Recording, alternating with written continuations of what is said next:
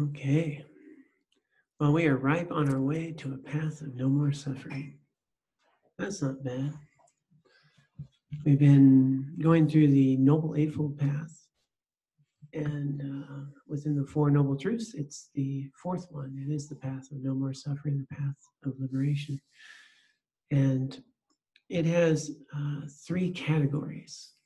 And that's a good way to remember it well. It's fundamentally, the path of no more suffering is one that has ethics, one that has concentration, and one that has wisdom. And wisdom being the ultimate, thank you, the ultimate liberation is to recognize ourselves as we are, the nature of phenomenon as it is. The liberation is seeing clearly. And it's the culmination of the path when we have a direct, sustained realization of the nature of self and phenomena. Because seeing these things that we see are very deceptive. And the world that we live in is a very deceptive place. And in this deception, we're often creating suffering when we think we're creating happiness, which sucks, really. You know, we spend a lot of time and energy trying to put into place these things for happiness, for a good life. And at the very moment, we're actually undermining our own lasting sense of well-being and liberation. And so in the Eightfold Path, it really starts with the right view, this right view, how things are. How do we create suffering? How do we create happiness? What's that all about? And when we have the roadmap, then we can start practicing to create the conditions to see clearly, to understand where the source of my happiness is, where the source of my suffering is. And, you know, I always want to give context to where we're at, but we can't always go back and reteach the whole right view and right intention and so forth. But a very simple thing to put into mind is to understand that a vast amount that we can tangibly understand as human beings of our mental and emotional suffering comes from our minds, not from the event itself, right? And if we can get that, it cracks the door. And what I mean by that is how I attend to, or the perspective that I bring to an event, a person, you know, the day, what's happening. The mental rumination of it, the way I attach to it, the way I grab onto it, the way I resist it, is really the source of so much of our mental and emotional suffering. It's not the event itself. The event itself will come and go. But, you know, we'll say things like, I had a terrible day, which, you know, generally you had, as my friend likes to say, a bad 5 minutes that I made last all day. You know, there's these very common things that we do is in how we attend to an event or a person and have a resentment and stick a label on, and then do I remember what I was resentful at 3 weeks ago on Wednesday at 3 o'clock? Probably not. But Wednesday at 3 o'clock 3 weeks ago, I was pretty pissed off about something, and it came and it went. And this gets automatic. It's going to get into where we are in our teaching, is to understand that the perspective that I bring to a moment, what I attend to and how I attend to it, can either lead to more wholesome, beneficial ways of being, or unwholesome, pretty tragic, toxic ways of thinking.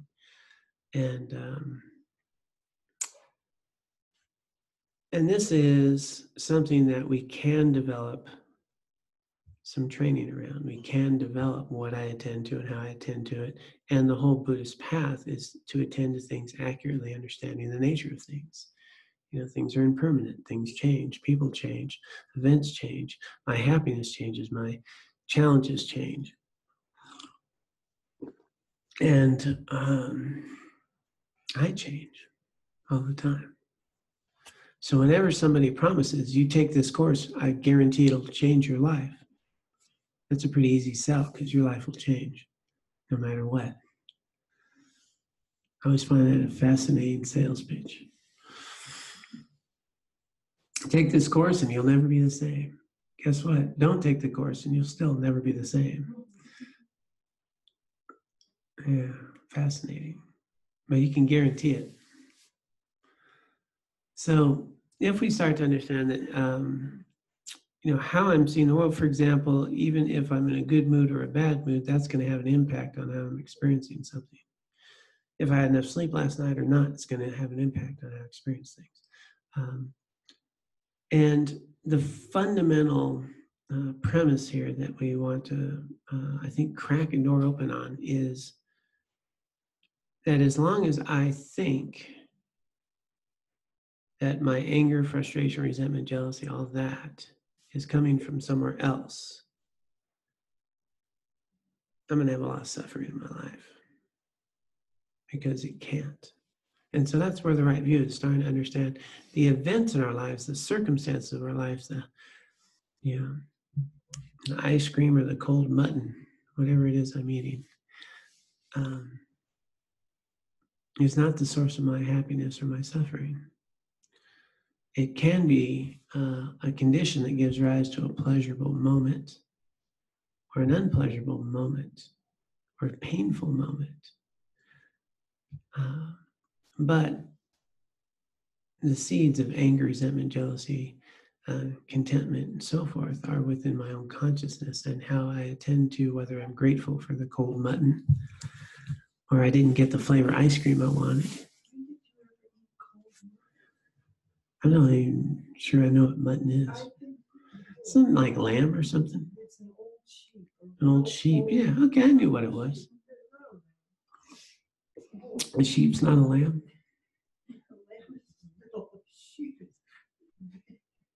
Oh, well, that's a relative term. What if it's a big lamb or a little sheep?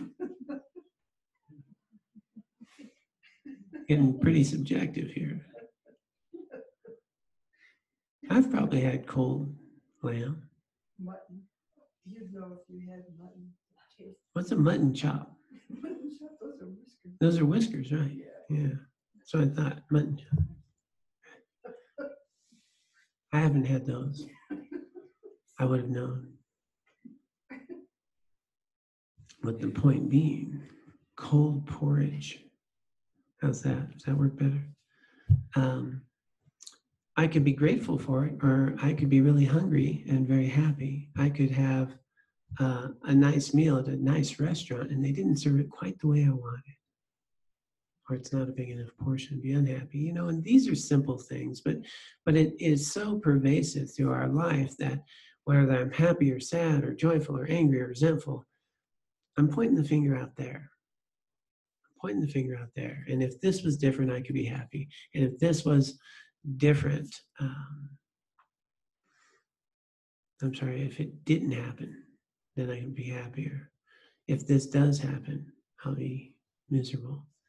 And I keep wanting to create the conditions for the circumstances of my life to provide something that can't, which creates an exaggerated attachment to the person, place, event, which creates a lot of suffering because it's not always going to be like that. Believe it or not, your spouses will not remain the same. Wouldn't it be nice though? You just varnish them once you get married. Don't change. We're putting some sealer on you. Varnish them, yeah. Seal them up. Can't age, can't change. Whatever your attitudes are, don't change. Yeah. Matter of fact, now that I've married you, your job is to just make me happy. I should just look at you, be happy. Boom. If you're not making me happy, you're not doing your job. Something's wrong. It sounds exaggerated, but don't we do that sometimes? Our friend should be a certain way. Life should treat me a certain way. And do we often forget that just, the nature of life, that we age, that things change, that people come and go, that I will come and go, that my job changes, the people I work with changes, the towns that we live in change. It's the very nature of things. It's just the way things are. And there's a lot of suffering because a lot of times I don't want them to be that way. And so if we start to investigate, was the event itself the cause of my happiness? Or did that happiness come and go? And then was I angry and frustrated maybe an hour later or a day later? Where's the source of my real happiness? Where's the source of my suffering? And what it pointed out was there are certain motivations and tensions that will create the conditions for well-being.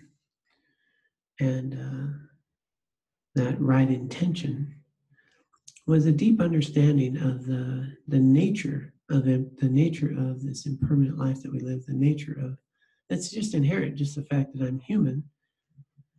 I have the conditions to die, right? I started dying the day I was born. There's a fun thought. You know what the cause of death is? Birth. Right? And we're all one day closer to it. It's just the way things are. And if I start to understand that the events of this life, of themselves, can only offer, respites of some joy and some happiness in between struggle and challenge. I mean, I smashed my finger the other day and it hurt a lot. People are getting new knees, people lose arms, people have cancer, people, etc. It's kind of a pep talk, I think, that we're having.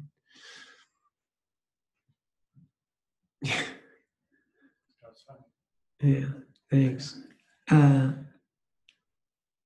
People say Buddhists are glum, and because like we're always talking about suffering, and but the irony is that it allows you not suffer when I recognize the nature of things, when I understand that that life is difficult and challenging. People have feelings, I have feelings, and these things will come and go. When I understand their nature, I'm not hooked by them. I'm not angry. I'm not sad. I'm experiencing anger. I'm experiencing sadness.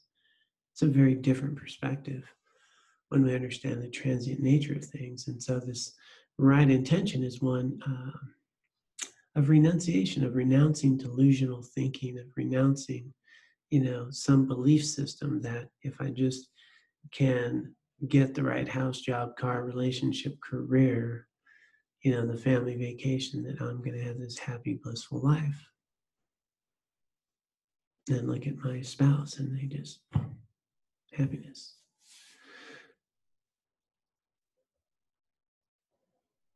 Now, I just said that. Does anyone believe that to be true? But do we do it anyway?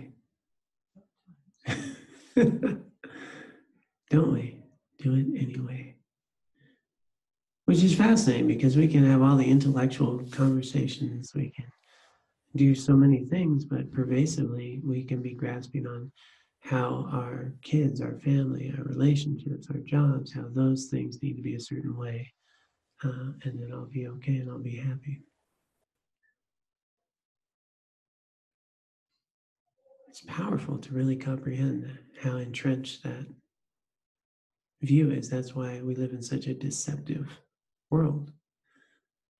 And this develops in the way we habitually attend to the events of our lives, and our minds just seeking things that give us that pleasure and avoiding things that don't, and shaping and wanting to create my home, my environment, my friends, my family in a way that will please me. And that's the source of a lot of suffering.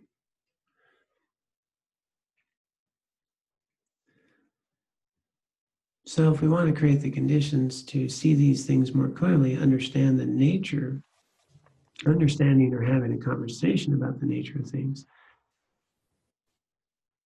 as we've discovered, is not always that very helpful as I go out and just do it anyway. So how do we change that? We change that with creating the conditions, the environment to experience more clearly the nature of self, the nature of reality, and the causes that give rise to inner peace, well-being, and some real lasting, genuine happiness, which is already here. See, that's the thing, it's already here. It's the tragedy, really. It's already here. We already have Buddha nature. We already have it. And we're in the way. My mental afflictions are in the way. My grasping's in the way. The conditioning I have is in the way of me recognizing that when I don't have all that cognitive activity, what is actually here is blissful, luminous. It's already available. It's always here. And we sense that. We get times of that. When you're really in the zone of something, when you're cognitively not caught up in something, some rumination, thought, planning, worry, whatever, and you're just doing something. Could be riding a bike, could be, some people here ski. Anybody here ski? I know it's Colorado. Anybody here not ski? Okay, you and me. We used to ski, so that doesn't count. It changed. Wow. You probably used to ski. You used to ski? Downhill ski twice. All right. Yeah, I did about twice when I was 15. Anyway, why are we talking about skiing? You brought it up. You're pointing fingers of blame.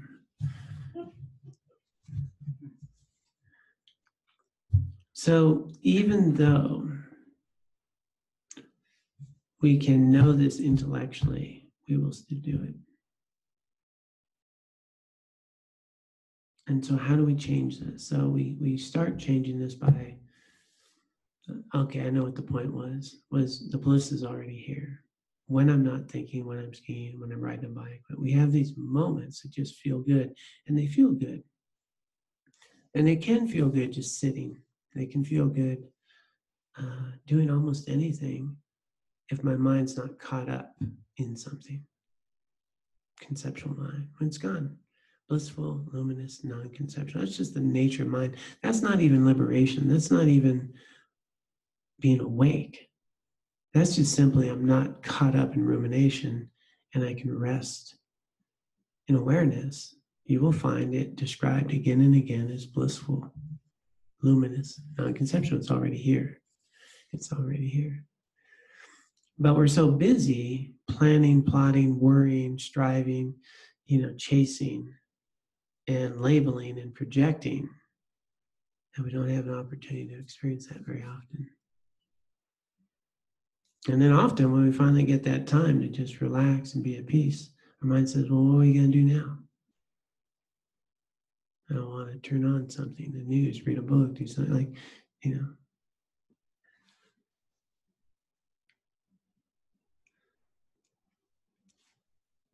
So that's the tragedy, I think, that's described when the Lama says it's kind of like we're on this dirt floor of our own making, and right underneath it is the precious treasure we're seeking. It's right here. It's right here, right now. It's so close. Tenzin Palmo likes to say, it's just so close. It's so subtle. It's so close. It's like our eyelashes. We can't see it because they're too close, our eyelashes. But it's always here. And it's not out there. And so how do we discover this? Well, we need to discover it firsthand. We need to have a realization of this experience and the nature of things as they are, and which requires a clear and a discerning mind, one that is investigatory and challenges deceptive appearances, understands the fleeting nature of my mental and emotional experiences. And so understands we want to create the conditions. So with right intention, which is goodwill and harmlessness, that I can start engaging in activities that plant seeds that give rise to well-being through renunciation, goodwill, and harmlessness. I want to engage in loving kindness in a way that is beneficial to self and others. I want to engage in compassionate activities that reduce suffering in myself and others, that being primary motivations. And if those are primary motivations, they're planting karmic imprints that give rise when the events of my life trigger them. So the events of my life, the circumstances, the conditioning, they're not the cause, they're the conditions that give rise to the seeds that I've planted, the conditioning I'm shaping in my mind, and I'm shaping them all the time. I'm attaching labels like, don't like, really don't like, to experiences, and they're creating neural pathways. And then they just arise when I see someone that looks like that, when I smell a food that smells like that, when I see someone who does that, I'm already labeled, filled in the picture, and acting in a particular way, reacting. And I've been doing this for a long time. So we want to unravel that and start with, can I be more aware of my intentions and start having actions that align with them? And then can I engage? That was the first category, is this wisdom, right view, right intention. And then the ethical environment, the second category, ethics. We covered right speech, right action, and we're at right livelihood right now. So again, the Buddhist doesn't teach that there's somebody up there judging you. Basically just says these types of attitudes and actions create wholesome and pleasurable results. These types of attitudes and actions create painful, unpleasant results. It's just the nature of how things are. There's no judgment there. It's just the way things turn out if you observe. And so we got into right speech and how our speech matters. Then we got into right action. That's where we were last week. And by right, it just really means wholesome action. Actions that are wholesome, that create good conditions, that are the fertilizer for our awareness to grow realization. And now we're at right livelihood, which is a pretty straightforward topic. We should not generally, if we want to find some happiness, well-being, and be on a path of awakening, have a job that promotes suffering. So there's some very specific jobs that we're taught. For example, we shouldn't be making weapons. Obviously that's great. We shouldn't be actually creating liquor and selling liquor. That's one that creates a lot of suffering. Being a butcher is one of those things, killing. So jobs like that have created killing or suffering, engaging in activities that are detrimental to others, are one category of jobs to avoid. Then there's also right livelihood in the sense of what kind of employee am I? Am I a deceitful one? Do I make a living out of being deceitful? Do I make a living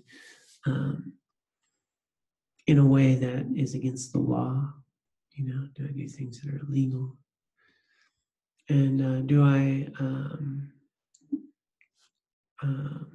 what's the word? Coerce people in my job. So when we really investigate it, we just want to know that we are working in a profession, earning our resources in a way that does not harm others, is within alignment with right action and right speech. It's also a good ethical job that we can participate in. It's really not more complicated than that. But it does require some thought process around how we engage in our work as well. Might even be a customer service person. And wow, how helpful and honest are we allowed to be? Are we a little bit deceiving? So within the ethical category, that becomes the ground of all spiritual growth. And the thing that's, I find just really heartwarming is that it's foundational. It is foundational to every major religious tradition. It's foundational to every spiritual teaching. It's foundational in pretty much every culture that I'm aware of. What do they teach? They teach ethical behavior. That is going to be the ground of which we can find our happiness, our well-being. And if we understand the dynamic of it, it's tricky, but on a very simple level, when I do things that are ethical and I understand that I'm doing them in a way that promotes liberation for myself and others to be free of suffering, I'm creating these karmic seeds, the seeds of contentment, the seeds of compassion, the seeds of well-being in my consciousness. Karma is like a tape recorder. It's just playing. I'm shaping myself all the time with what I think, say, and do. And it's creating these tendencies. We call them seeds, good metaphor. And those tendencies are there when they interact with a phenomena, a food, a person, an event. Then the happiness, the resentment, the sadness, the joy, the frustration, that arises. But that arises as a seed that I've planted, because the very same trigger could trigger a different experience, right? Even someone who's allergic to strawberries can sometimes not be allergic to strawberries. It's not my friend Taste of Strawberry who was allergic to strawberries and wasn't allergic anymore. It changed. It's interesting. But the same person that once gave us happiness can give us suffering. The same meal and so forth. I can like or not like. The job I can love one day and not love the next day. So the events themselves, the conditions, I can be grateful, for a glass of water, and I can be resentful that I didn't get the drink I ordered at a restaurant.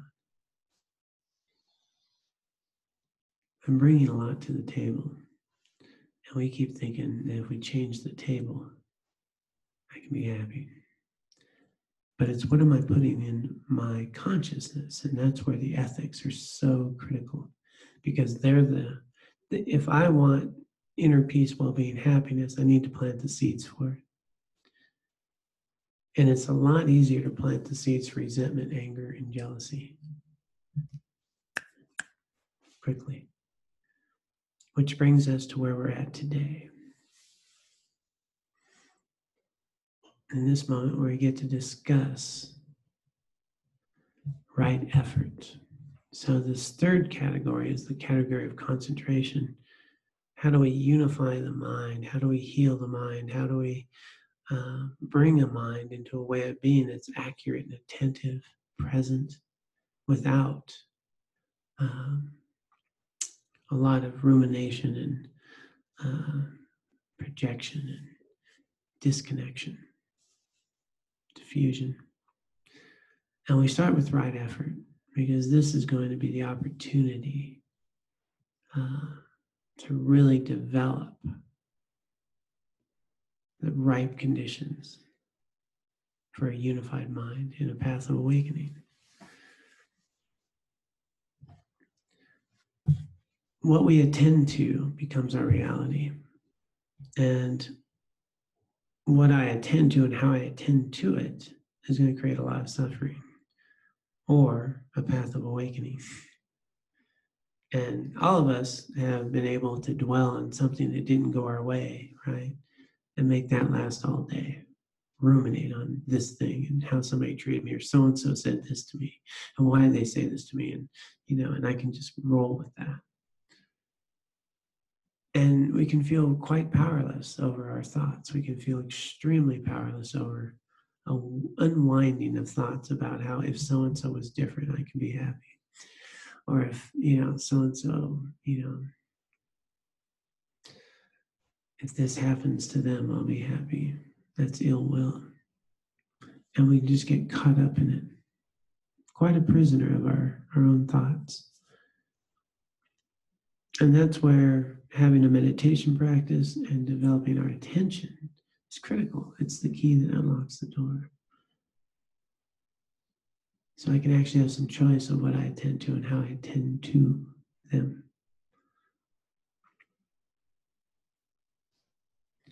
We're so conditioned, it's really hard to even grasp. You just capture a glimpse of a particular car or something, and that car might be something immediately a good memory. I used to have one of those. Boy, that brought me back 16, like that car, whatever. Or I see someone, and immediately, it brings up an image of somebody I just really don't like, and I'm already putting a label on that kind of person, or a label of a person of a political party, and suddenly I fill them in, and I know exactly what they're like. And somebody says, so and so's a tree hugger, and I know exactly what tree huggers are like, and I fill in that picture. And then I see someone in Birkenstocks, and oh my God, really, dude, we're gonna hang out, or just from a flash of a moment, we fill in a picture. We don't just fill in a picture, we fill in characteristic and attributes and qualities and the value of a human being. And we can often do that within 10 seconds of talking to someone and judge them. I like them, I don't like them. Or shit, I can stick a label on them. And that's the way they'll be. We do it all in a nanosecond. And we've been doing it for a long time. So how do you unravel that? Well, right effort's going to be critical to start to notice this. So with right effort, it's, and I'm coming from a Theravadan perspective on this, as in most of our time here in this path. Right effort is concerned with fundamentally two things, which branches into four things, and there's some subpoints, because that's how Buddhism is. But fundamentally is the effort to not allow unwholesome attitudes and mental states to arise, and to have wholesome mental states arise. And that's the effort. The effort is that I know now the source of suffering. I know now the source of liberation. I know now this. So if we're going to bring right effort in, we're going to bring right effort into, I've been given the path of awakening. I've been given a path of no more suffering. And I'm going to apply my mind now with right effort to no longer water the seeds of discontent, no longer allow unwholesome mental states that create suffering to arise. I'm going to really nourish the ones that create the path of awakening, these wholesome mental states. And that takes some effort. It takes some real effort, because we're pretty habitual about, how we think. So it's an effort. So, when we tie in this mindfulness, so we've got right effort, right mindfulness, right concentration. They all go hand in hand. There's they have all these analogies for it, but you can't have one without the other. All three need to be present to have a mind that's unified, that's healed, that's healthy, that's stable. And so the effort is in an effort to, first point, to not allow unwholesome thoughts to arise. 2, if they do arise, how to release them. 3, have wholesome thoughts arise. And 4, sustain them. So it sounds pretty straightforward. I am going to not allow these unwholesome habits, thoughts, tendencies to arise. So I need to be really mindful so they don't. But if they arise, well, I need to eliminate them, cut them, let them go, release them quickly if possible. And simultaneously, I'm going to be working on cultivating wholesome mental states and being able to sustain them. And this takes effort. It takes a lot of effort. They say that there's, primarily 5 hindrances, 5 obscurations that prevent us from really unifying our mind to really keep us present and clear. These 5, sometimes they're called hindrances, sometimes obscurations. And we need to be aware of them. They're often taught around meditation, and a lot of this refers to, having that clear, balanced mind for meditation, but it applies throughout. And so our minds are generally in one of these, for sure, four states, I think, pretty commonly. 5th one is one that we may or may not be in our own frequently. And the first one is just really attached to sensual pleasure, right? Sensual pleasure. I smell some food over there. Anybody else smell that? Yeah. I get drawn to it a little bit. I came in here, I was thinking, wow, this is going to be a short talk. And I think I even heard somebody say, we got to eat first, right?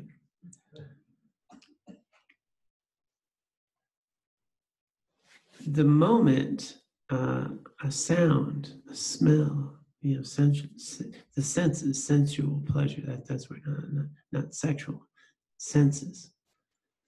Our mind goes to, I don't like, I want more, I want some of that, I don't want that. It just quickly attaches to and craving and attachment. Now we're on the loop of cyclic existence. As soon as that contact, I like, I don't like, and that's going to be the source of my happiness. This is not. And then craving, then exaggeration, then we can really covet that thing, and then really be miserable when it's not there. And so our minds are constantly scanning very quickly. And whether I hear something, whether I smell, see, etc., the moment that comes in, there's often a real attachment around desire to do that. And we spend, how much time and energy and resources do you spend into feeling good? How much does that absorb your life? Will any of that provide you liberation?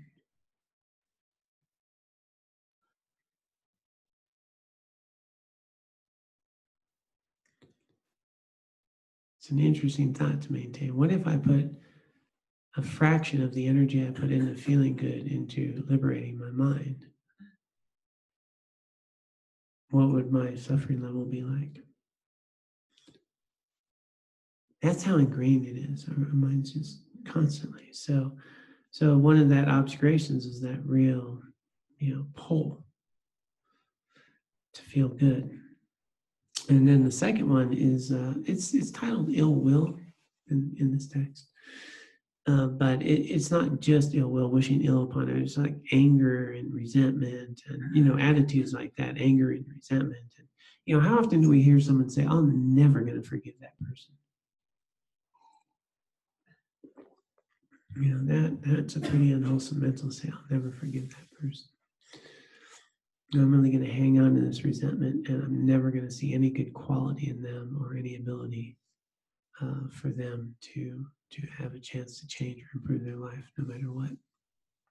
I'm going to carry this pain forever. That's a pretty detrimental mental state. So that's going to hinder us from progressing. That is not going to create the seeds of mental stability. The other one is this dullness. You notice our minds can get pretty dull. Like it's hard to even read. Don't really, have the effort to think about something that I want to think about. I want distraction. So dullness, this heaviness. So we've got sense pleasures. We've got ill will, and then we've got this dullness, and that one is, we don't identify it a lot, but it's really pervasive. How many times has anyone said, "Well, I'm really bored now. I'm bored." And if there's nothing to do, how often is the tendency this?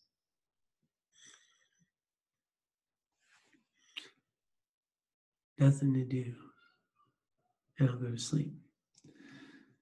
And that happens. That happens quite frequently. I've traveled with a bunch of monks when I was a monk. Nothing doing the van. All the prayers are done. All the commitments are done. We already slept all night. We're just driving. They're sleeping. Right? Nothing to do. So it's really going to be hard to, in our meditation, there's this dullness that arises. So it's also in this context of, there's, I'm just going to tie in because this understanding of laziness, which is part of this, is not within this teaching, but laziness has three aspects of laziness. And one of them is attachment to sense pleasure. It's laziness. It keeps me from doing what's meaningful. It's actually busyness, right? Busyness is a form of laziness. I'm busy doing all the things that are keeping me from doing the things that would be helpful. So busyness, a form of laziness. And there is the actual sort of procrastination that's a form of laziness. And there's this very lethargic way of being. So this dullness can keep us from engaging in activities that can be really helpful. And when we're meditating, it'll keep us from having real clarity and progress in our practice. Then there's this restlessness, like hyperactivity of the mind that happens. And I think that's real common. I think that's more common than we know, is how tense we are and how our mind's just, restless and not at ease, not very comfortable. And we need to be distracted by something. And then the last one is doubt. And that one, specifically in this realm, is a doubt where you just can't really make a commitment to your practice, can't make a commitment to your path, can't make a commitment to your spiritual development. There's this lingering doubts about, that. And it's not to be confused with investigation, or doubting something and checking it out. They encourage that. Buddhism encourages you to test, to see if things hold up, and to investigate and have wise discernment. It's critical. But once you've done that, right, and then okay, there's good evidence here, and then I don't do it. I still have, what about, and I'm looking for reasons not to do something. And I can't make that commitment. So that's a big hindrance. There's a lot of people who will just take parts of different spiritual teachings, but not commit to a spiritual path. And there's many spiritual paths, but they don't work very well if I just take a part. I got to be on one. So these are these 5 hindrances or obscurations, and right effort is the effort to really, when they arise, to be able to deal with them. So going back into the teaching on right effort. And I just want to pause there and just see if anyone has any questions at this point. I know there's people online. I can kind of read the faces of people here. I can't see the ones online. But if anyone has any thought or question at this point, I'll invite you to ask. When you were talking about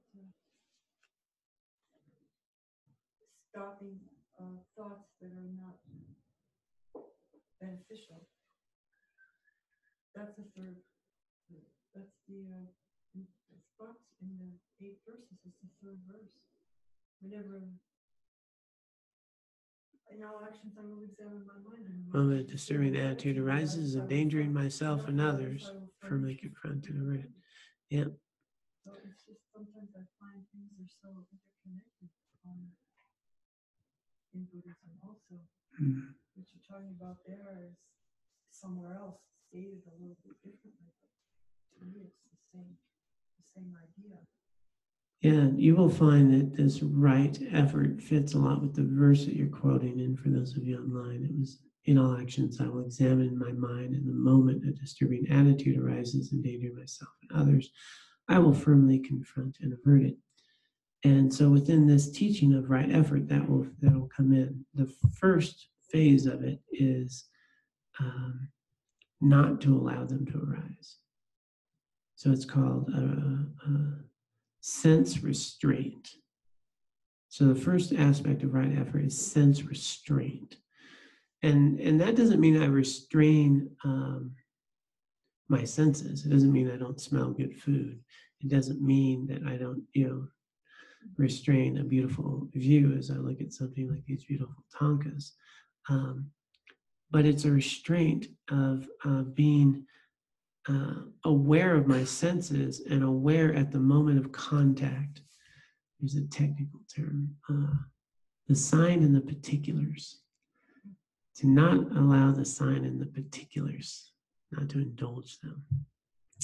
So the sign and the particulars is like once I see a tanka or smell food, seafood, get drawn to that, the sign. And then the particulars are, ooh, what kind of food is that? Wow. And then I'm going to just, the craving's going to start. And what's the smell? And I wonder what the ingredients are in. I'm counting how many people are here. I'm looking at the small dish, thinking, boy, I better get there first. And, my mind can start rolling with that. And so I can, with right effort, be right at the sense contact of smell and just be aware that it's a smell without getting caught up in all the particulars, and then the elaboration, and then the craving, or the aversion. Boy, I really don't want that. And so sense restraint it's a pretty high level of effort to maintain an awareness of the senses so that you can experience things through your senses without all that the sign and the particulars, all the, stick the label on, all the things that come with it, fill in the picture, start wanting more of that.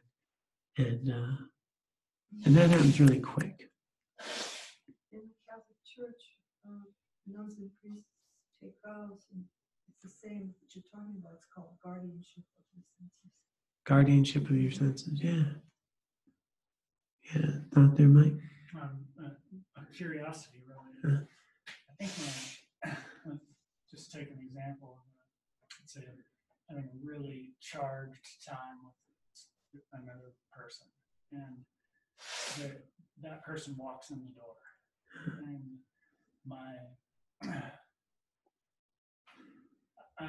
I might have an immediate emotional hit that comes up, or that associated with that person. It's quite powerful, and you might have this sort of sense like, oh, that is the last person I want to see. Yeah. And then perhaps at some point the training kicks in, and so there's that initial like really strong aversion, perhaps, and emotions tied to that, and then an effort anyway to release that. Right. And I feel somewhat I don't know, stuck is the right word, but that's my experience currently with these sorts of things. So, you know, I walk into that or I walk by that tire and I smell the curb. And go, yeah, I want that curb. Mm-hmm.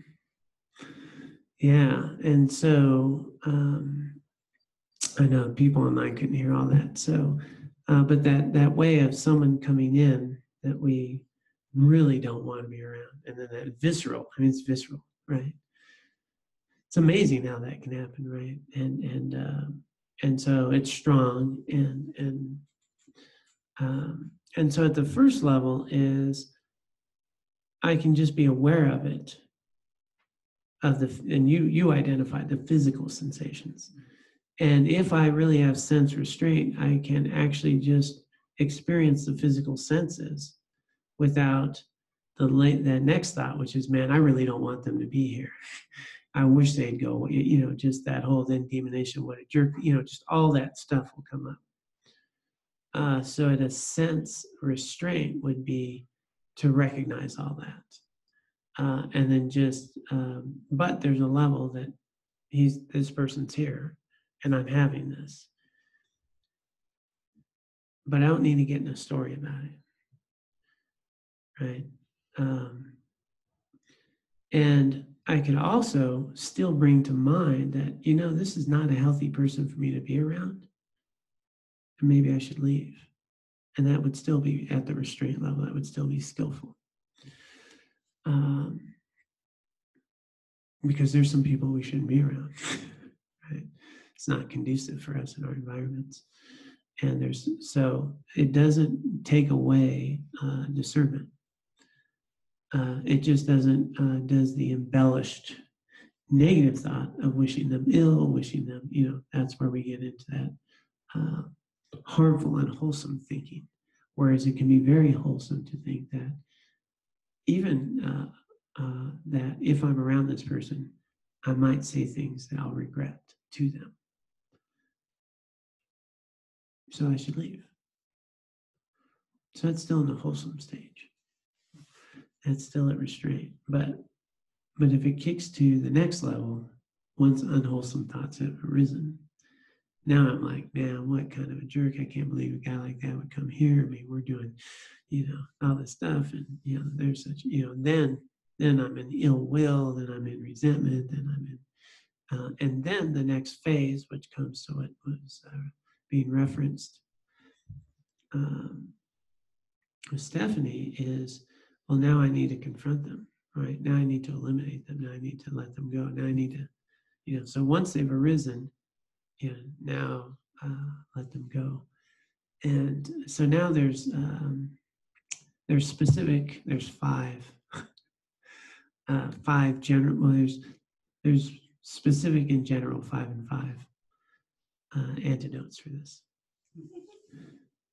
Right. Anybody taking notes? Okay, one person. So if I get it wrong, you'll have a record. Okay. So once they've arisen, these and they're described in the hindrances. If it's arisen around a sense desire, the first method is to apply the antidote that's the opposite. So that's a pretty common Buddhist strategy. Apply the opposite. So, you know, this desire, sense pleasure. I'm pointing over there to you on the online that's the food table. But I happen to know there's a rice cooker in the back that we don't see. In case anybody was wondering, there's more. Sense pleasure. Well, the antidote to sense pleasure, the most common one to be applied, is impermanence. You know, just impermanence. That, you know, that is going to come and go. The good feeling will come and go. To really understand that the things that I'm attaching to, I'm exaggerating their qualities. Whatever pleasure they give me is going to come and go. And what's actually going to sustain me would be a healthy meal, eaten in modest qualities that are good for me. but giving into that desire, the impermanence of nature. So even impermanence in terms of if we're attracted to someone, so that's a big one that, we can get sexually attracted to someone, and they have all these wonderful meditations on, thinking about their insides and what they look like underneath the skin, and what's their liver look like? Are they that attractive? And, start, reflecting. That's a good thing they teach monks, help them with their desires. And so really think about impermanence and the process of that. With anger, ill will, and those types of things, loving kindness would be the antidote to that. Cultivate. And so the idea first is that you can't just, okay, I have a desire, now I'm going to apply an antidote of impermanence and the changing nature of things and so forth. The idea is that I have developed the tools of knowing something about impermanence. I've cultivated the understanding. I've noticed that I've had good meals and they've come and gone. That I've been in love and that's come and gone. And I've been caught up in different ways and vacations and it's come and gone. I've noticed this, and I can understand the nature of impermanence and what's sustainable and what's not, so that then I can apply the antidote. It works much better that way. There's some familiarity with it.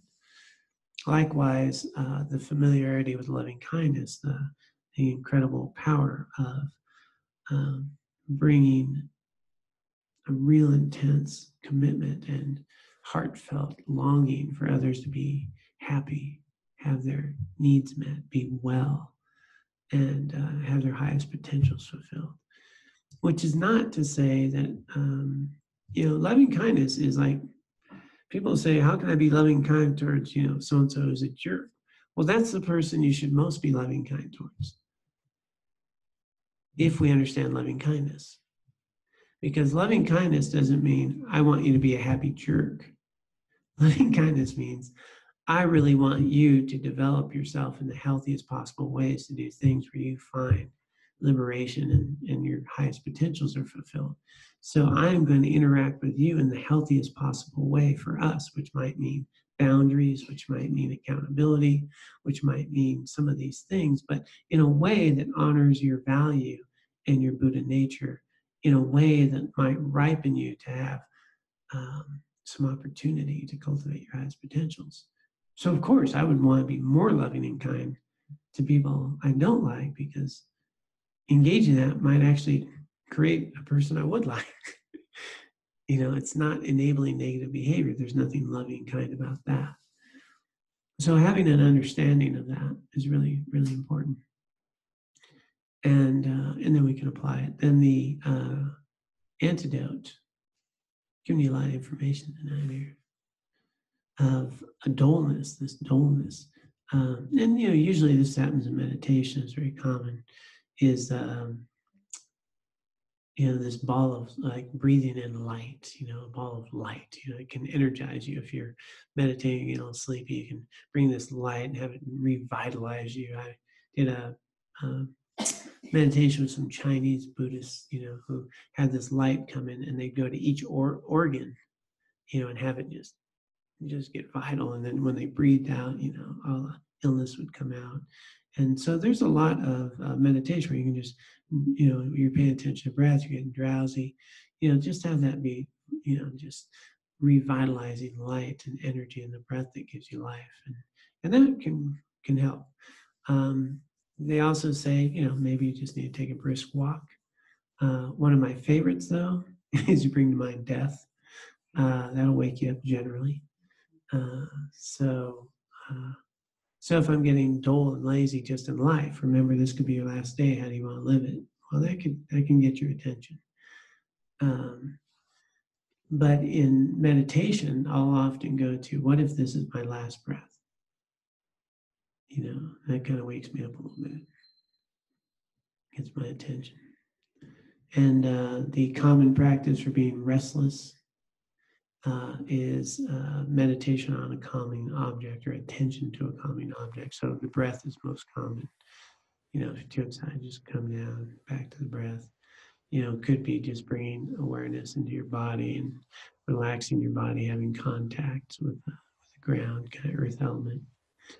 But there's all these mindfulness exercises that allows you to just bring your attention and rest it in a calming object. And then the antidote for doubt is actually investigation. If you doubt something, check it out. Is it true or not true? Check it out. Be clear. Investigate. We're not big on blind faith. Not very helpful. So those are these 5 hindrances that will appear, and then they have the one-on-one antidote. Then I have to drop my mind here. Then there's 4 more methods that are just general, that are really good right effort ways of noticing when these unwholesome thoughts have arisen and how to deal with them. And one of them, which I actually find quite useful, is to recognize how detrimental they are. Recognize that it's like a dread, like these types of thoughts, and they could be pleasurable thoughts as well, are just a poison. You know what? They're robbing me of my path. They're something that creates just a visceral, that feeling you were describing, that when I notice these thoughts arising, there's an actual visceral feeling that you can bring towards them. That, wow, this is like drinking poison, indulging these thoughts. It's just robbing me of any clarity or peace. So that's a general one.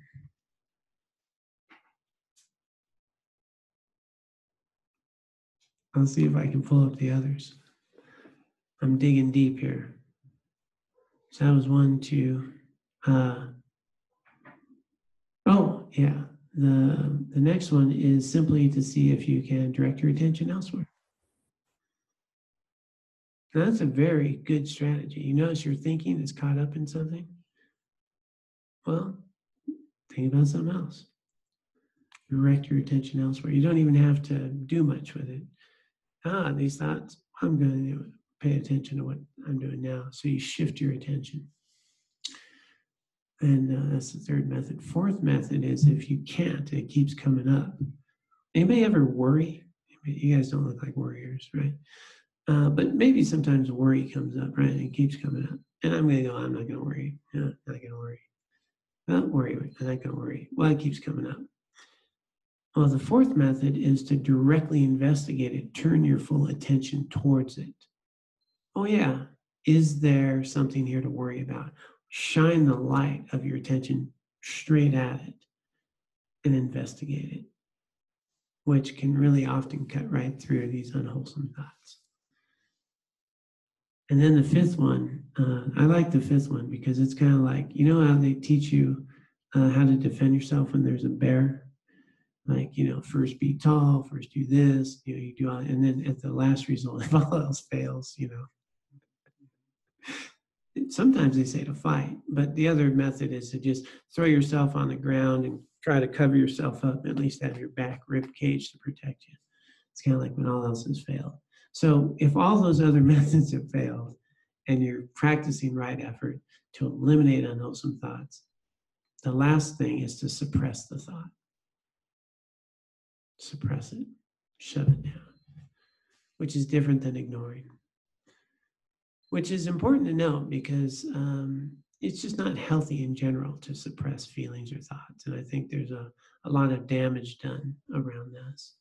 It's much better to just recognize I feel sad or I feel resentful or this, to allow that to arise and come and go without me giving it much energy. Suppressing is not very helpful. So it is the last resort. But they say it's better than indulging the thought. So covered quite a bit of material, and we're only partway through right effort, which is that, again, just to come back to it, this is a mindfulness practice, being mindful of the thoughts that I tend to, and to be aware of my senses and my experiences so that unwholesome thoughts don't arise. And if they do arise, what are the tools I have to get rid of them? The next part is, how do I cultivate wholesome thoughts? And then how do I sustain them? Which we're not going to get to. Think happy thoughts a lot. But just putting this back in context, because there's a lot of material here. Right effort, you might be picking up that there's effort involved here. And it might seem like a pretty unobtainable thing to be fully present with all of your senses, your mind, thoughts that are arising all the time. And we need to understand that there's a path here. And that as we water these seeds, as we cultivate a path, these things get easier. It really becomes more of a way of being over time. And it starts slowly, and it starts with small steps. So it starts with understanding, for example, and investigating how much my attitudes and thoughts have an impact on my happiness and well-being, or my interaction with others. If I change my perspective, will that change this? Is this feeling I'm having in a moment, is it going to last? Or are there other moments in my day that other things come? So I really just start noticing some of that. And then I start putting into practice ethical behaviors that I'll feel good about tomorrow. And that will create more calm in my mind, and I will start bringing my awareness to what are my motivations. And I think we can do that. I think that's a doable thing. I think I can start having a meditation practice so I'm more attentive, and I can start being aware of my motives and my attachments. Starts there. And then as we get towards right effort, then we're going to start noticing when I really get wrapped up into some unwholesome thoughts, and seeing what I can do to recognize that. And there's just something powerful about recognizing that that's not helpful. Even if it's not helpful and I do it anyway. Because therein lies, I think, one of the biggest Westerners' problems is I can beat myself up for doing something I don't feel good about, even though I just did 100 things I feel good about. And then I can tell myself I should be different than I am. And I think I would challenge that. I don't think you should be different than you are. I think that how we are has been shaped by all of our habits and conditioning, the environment, the interdependent nature of things. And I can be different than I am.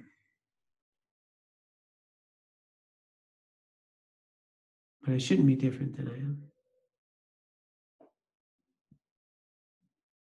Ponder that one. Which means how I am right now is the result of all the causes and conditions, karmic imprints, and all that have given rise. There's a cause, multiple causes that have given rise to how I am today. That's how things are. And so if I'm angry in a moment,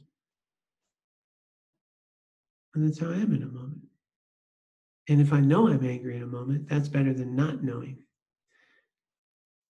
And if I know that I'm angry in a moment, I'm about to say something I'll regret, that's better than not knowing that and just saying stuff. It's actual progress to know that I'm doing something that's unhealthy and do it anyway. Because the next phase is I'll get to knowing that this is unhealthy and not do it. But the first point is getting to know. And so this is a process where we unravel that. We unravel that with our right effort of being more aware of the stories and the exaggerations that we attach to the events and people in our lives, and start noticing, can we bring a more healthy, realistic thought process and attitude towards them, and just start practicing that. And then it fine tunes down to that very subtle awareness of a smell. It's just a good smell. Yeah. And you know what? You may not have been hungry before the smell. And now you are. Are you really hungry? Or did it just trigger a series of physiological events and hunger arose? Then you'll start noticing that those things are more ephemeral than you might think. But in our delusion, we don't see any of that. We just smell, we're hungry, we're doing a thing. I just want this, and that comes up. I caught myself in some unskillful speech last night. And, and it was just habit. I didn't catch myself till afterwards, And so what do? Do you feel guilty and bad, or do you go, wow, that was really unskillful speech? And, I went through a process to purify that, but recognize that. At least I knew it today. There was a time I would not have considered that unskillful speech. I would have called it telling it like it is. But today it was unskillful speech. And that's better. So that's the progress. We just get better. And the tendency is that we can get too tight around, oh my God, I said this or I did that, as opposed to, oh, now I'm at least noticing and I'm unraveling this web that I've been creating my whole life. Slowly, very slowly. But with the ethics, it happens, it creates the conditioning. I'm just working on being a better human being, be more mindful of what I do that's healthy, wholesome. So that's all I'll say about that. But I will check just online, see if anyone had any thoughts, questions before we wrap up.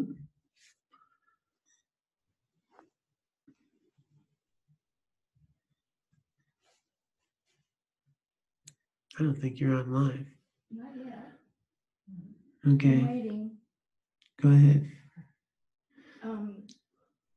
You talked about 4 general methods regarding right effort. So it's just 4, right? Not 5. Recognize how detrimental something is. Direct your attention elsewhere. Right. The first one was the one-on-one.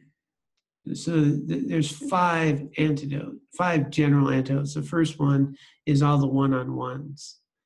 So the one-on-ones was sense, pleasure, impermanence, anger, loving kindness. That's the first category. And then the next 4 are general. So there's 5 total. But you actually have 5, and that's technically it's 9. It's Buddhist math. So out of the 5. That clears it up completely. So once you have an unwholesome thought arising, the first thing that's taught is to apply the direct antidote to the very specific mental afflicted state. But after that, there are 4. Right, and the other 4 are general that would apply to all. Yeah. Clear as mud, right?